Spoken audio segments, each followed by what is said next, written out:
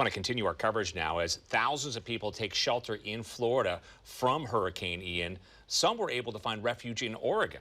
Fox 12's Connor McCarthy spoke to one man from Clearwater, Florida, who flew to Eugene to escape the storm. He joins us now live in the studio. And Connor, of course, in some ways, Florida is really used to these hurricanes. But I mean, in this case, this storm seems very different. Yeah, that's right. I spoke to Trevor Ackerman, who said those exact words. Now, he spent 2 years getting his master's degree here at the University of Oregon and spent another year in Portland, so he's no stranger to the Beaver State. Now, he had plans to visit the Pacific Northwest this weekend, but with Hurricane Ian taking aim at his hometown last week, he rescheduled his flight and found safety back in Oregon right before airports in Florida shut down. It's being called a historic storm to hit the Florida Peninsula.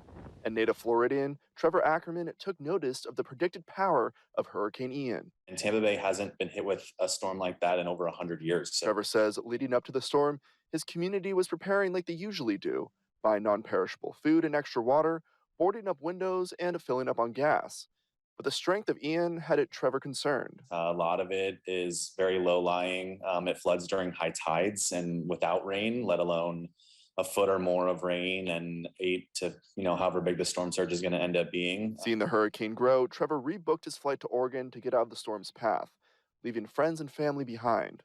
Part of me as a native Floridian didn't want to leave, just in case something bad really did happen. I wanted to be there to help my community. And as I've done before in past hurricanes, none of them were quite like this, but that's partially why it was hard for me to leave. He says he's been in constant contact with his family and friends that evacuated. It's just such a large storm that everywhere in all of Florida really is being impacted by it. So just keeping in constant contact, and there's a little bit of worry. But Trevor is relieved the eye of the storm is missing his hometown of Clearwater, Florida, but he knows other areas didn't get so lucky. But Trevor says Floridians will push through and come out on the other side of the hurricane, like they've done in the past. Crazy storms happen all the time.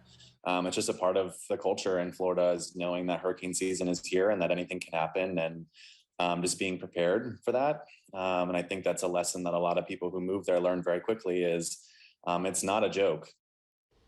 Well, Pete and Stephanie, today is actually Trevor's birthday, and he says he's had hurricanes make landfall on his big day before. Now, he also appreciates the support most of the country are giving to his home state as Ian marches on. Live in the studio, Connor McCarthy, Fox 12 Oregon. Connor.